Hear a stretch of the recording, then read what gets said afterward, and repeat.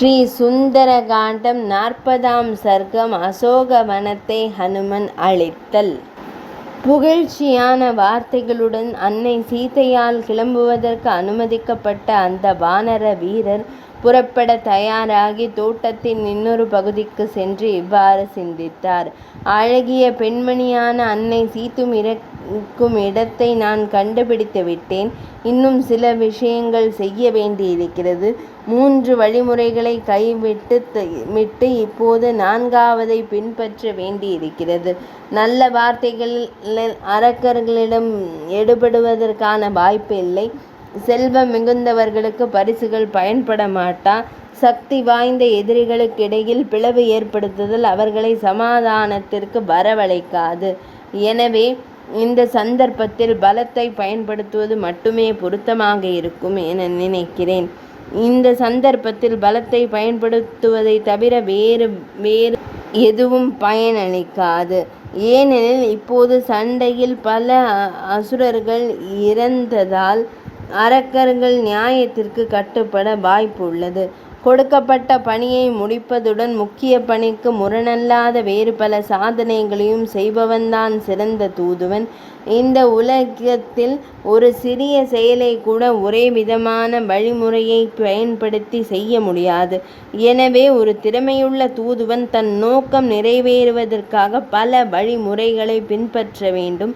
நான் இங்கே இருக்கும்போதே எதிரியின் பலத்தையும் போரில் அவன் பயன்படுத்தக்கூடிய தந்திரங்களையும் தெரிந்து கொள்ள வேண்டும். இவை பற்றி திருப்தி செய்து கொண்ட பிறகு வானரர்களின் நகரத்திற்கு திரும்பினால்தான் எனக்கு கொடுக்கப்பட்ட பணியை முடித்தவனாக ஆவேன். இந்த அரக்கர்களை ஒரு பயங்கரமான போருக்கு நான் எப்படி இழுப்பது?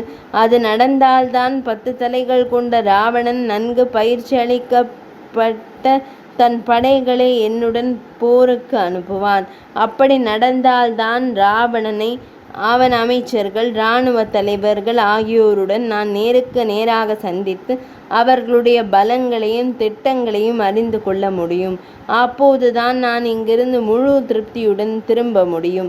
தேவலோகத்தில் இருக்கும் நந்தன தோட்டத்திற்கு இணையான கண்களும் மனதிற்கு மகிழ்ச்சியூட்டும் அடர்த்தியான மரக்கூட்டங்களையும் கொடிகளையும் கொண்ட இந்த அழகான தோட்டம் இந்த பாவ பிறவிக்கு சொந்தமானது. வறண்ட காட்டை நெருப்பு அழிப்பது போல் இதை நான் அழிக்கப் போகிறேன். இந்த தோட்டம் அழிக்கப்பட்டால் 10 தலைகள் கொண்ட ராவணன் நிச்சயம் கோபம் கொள்வான். அப்போதுதான் அரக்கர்களின் அரசன் குதிரைப்படை, இரதப்படை மற்றும் யானைப்படை உள்ளிட்ட சூலங்கள், ஈட்டிகள் உள்ளிட்ட பல்வேறு ஆயுதங்கள் கொண்ட ஒரு பெரிய சேனையை அனுப்புவான். அப்போது இந்த சண்டை ஒரு பெரிய போராகும். அசைக்க முடியாத பலம் கொண்ட நான் இந்த பயங்கரமான அரக்கர்களுடன் ஒரு உக்கிரமான போரில் ஈடுபடுவேன். இவ்வாறு ராவணனால் அனுப்பப்பட்ட படைகளை நான் அழித்த பிறகு நான் மகிழ்ச்சியுடன் வானரர்களின் தலைவரிடம் திரும்பிச் செல்வேன். பிறகு எதிர்க்க முடியாத வல்லமை பெற்ற வாயுபுத்திரர் ஒரு சூறாவளியை போன்ற பயங்கரமான நிலை பெற்றவராக தன் தொடைகளால் அந்த தோட்டத்தில் இருந்த மரங்களை அடித்து வீழ்த்தத் தொடங்கினார். போதை கொண்ட பறவைகள் வசித்து வந்த மரங்களும் கொடிகளும் நிறைந்த அந்த அரண்மனை தோட்டத்தை வீரரான ஹனுமான் இவ்வாறு அடித்தார்.